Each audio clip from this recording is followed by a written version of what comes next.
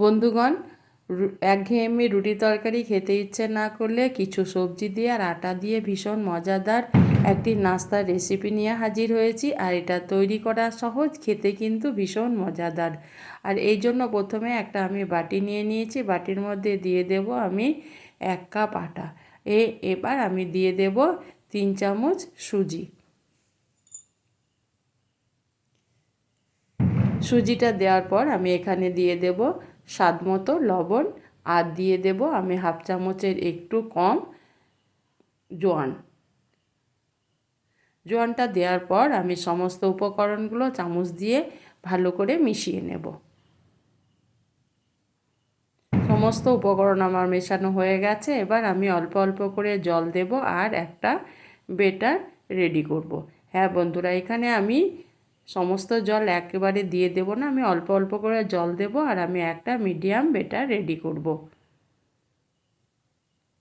এভাবে আমি একটা খুব গাঢ়ও করব না আর খুবই পাতলা বেটারও আমি রেডি করব না, আমি একটা মিডিয়াম বেটার এখানে রেডি করে নেব।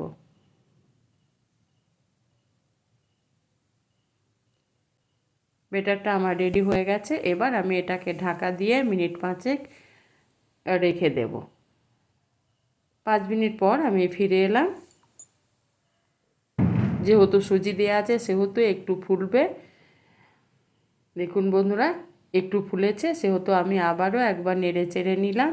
এবার আমি এখানে দিয়ে দেব কিছুটা সবজি, যার মধ্যে আছে একটা মিডিয়াম সাইজের আলু, সেটাকে আমি গ্রেট করে নিয়েছিলাম, একটা ছোট সাইজের গাজর, আর আমি এখানে দিয়ে দেব 1 মুঠ ক্যাপসিকাম। ক্যাপসিকামটা দেওয়ার পর আমি এখানে দিয়ে দেব আমি পাতলা পাতলা করে কেটে রেখেছি কিছুটা আদা, সেটাকে দিয়ে দিলাম। কুচনো আদাটা দেওয়ার পর আমি এখানে দিয়ে দিলাম কিছুটা কাঁচা লঙ্কা কুচনো, আর দিয়ে দিলাম কুচনো কিছুটা ধনেপাতা। এবার সবজির সঙ্গে আমি যে বেটারটা রেডি করেছিলাম সেটা ভালো করে মিশিয়ে নেব।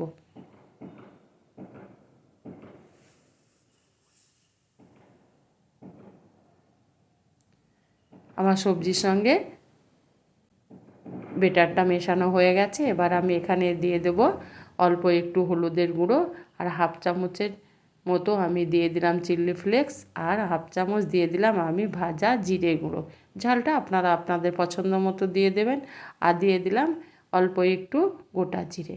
আর এখানে আমি নিয়েছি ম্যাগি মশলা, ওই ম্যাগি মশলা 1 চামচ দিয়ে দিলাম। এবার মশলাটা দেওয়ার পর আবারও আমি সবজি আর আটার বেটারের সঙ্গে মশলাটাকেও ভালো করে মিশিয়ে নেব।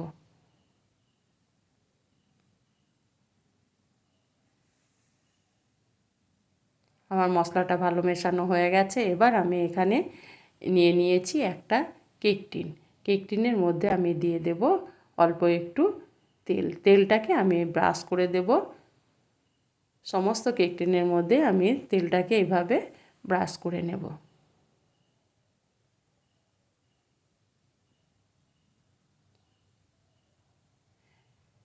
এবার আমি যে বেটারটা রেডি করে রেখেছি সেটাকে কেক টিনের মধ্যে ঢেলে দেব।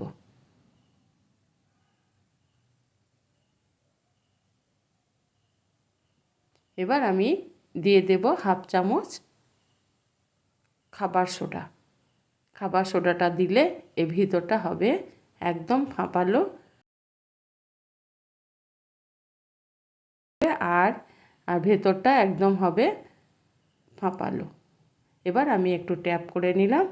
এবার আমি গ্যাসের মধ্যে একটা বাটিতে কিছুটা জল নিয়েছি, জলের মধ্যে একটা স্ট্যান্ড বসিয়ে দিয়ে আমি কেক টিনের মধ্যে বেটারটা নিয়েছিলাম ওটা বসিয়ে দিলাম। ঢাকা দিয়ে আমি মিনিট 10-12 রান্না করে নেব।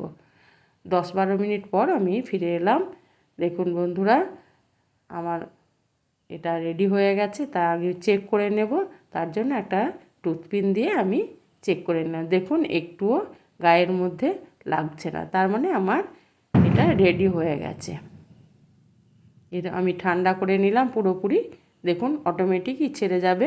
এবার আমি একটা প্লেট দিয়ে উপরে ঢাকা দিয়ে এইভাবে বাড়ি মেরে এটাকে ছাড়িয়ে নেব। এটা ছাড়ানো হয়ে গেছে বন্ধুরা। এবার আমি একটা চাকু দিয়ে এগুলোকে কেটে নেব।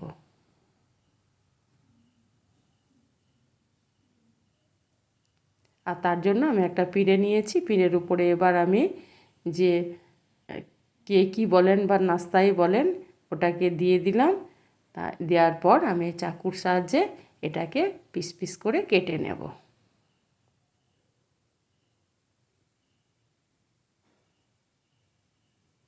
এইভাবে আমি পিস পিস করে কেটে নেব।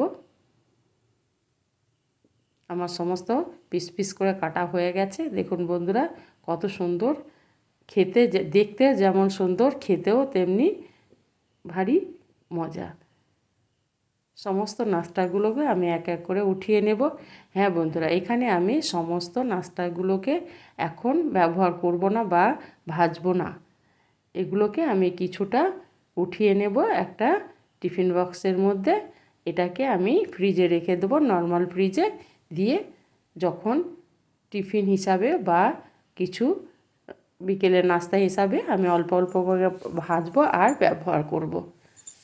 আর কিছুটা আমি এখন আপনাদের ভেজে দেখাবো। হ্যাঁ, ভাজার জন্য বলে আমি ভাসা তেলে ভাজবো না, অল্প তেল দিয়ে আমি এগুলোকে ভেজে আপনাদের সঙ্গে শেয়ার করব। তার জন্য আমি 2 চামচ নিয়েছি ময়দার মধ্যে দিয়ে দিলাম আমি অল্প একটু চিলি ফ্লেক্স আর একটু সাদা তিল আর দিয়ে দিলাম কালো জিরে।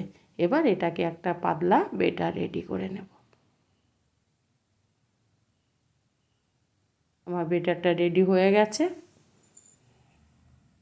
এবার আমি গ্যাসের মধ্যে একটা প্যান বসিয়ে দিয়েছি। প্যানের মধ্যে আমি বড় চামচের 1 চামচ তেল দিয়ে দিয়েছি।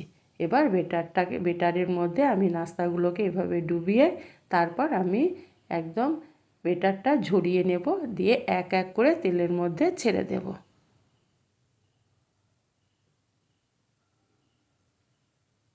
এবার এটাকে আমি ঘুরিয়ে ফিরিয়ে ভেজে নেব।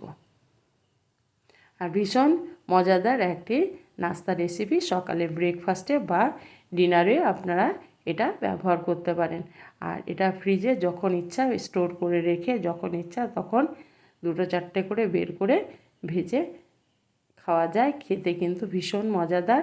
বিশেষ করে আমি আমার বাচ্চাদের টিফিন বক্সে এগুলোকে কোনো সস বা আচার দিয়ে পরিবেশন করতাম। ওরা টিফিনে খেতে খুব পছন্দ করতো। আর এটা স্বাস্থ্যের জন্যও ভালো, কারণ আমি এখানে বেশি তেল দিয়ে ভাজি না, আমি অল্প তেল দিয়ে এটাকে ঘুরিয়ে ফিরিয়ে ভেজে নেব।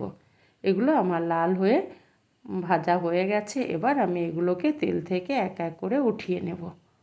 আমি এখানে আর এক্সট্রা তেল ব্যবহার করব না, এই তেলের মধ্যেই আমি নাস্তাগুলোকে ভেজে নেব।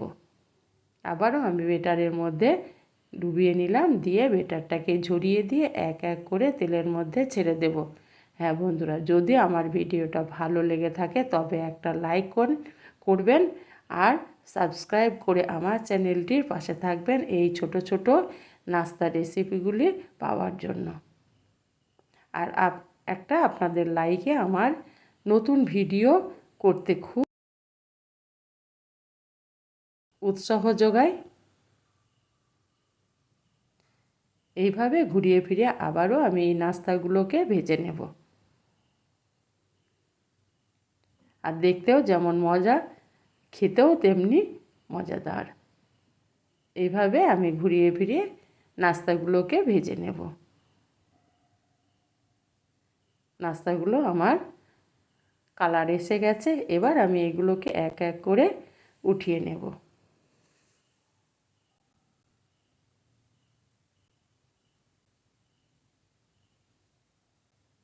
এবার আমি এগুলোকে কড়াই থেকে উঠিয়ে নেব। আমার নাস্তা রেসিপিটি রেডি হয়ে গেল।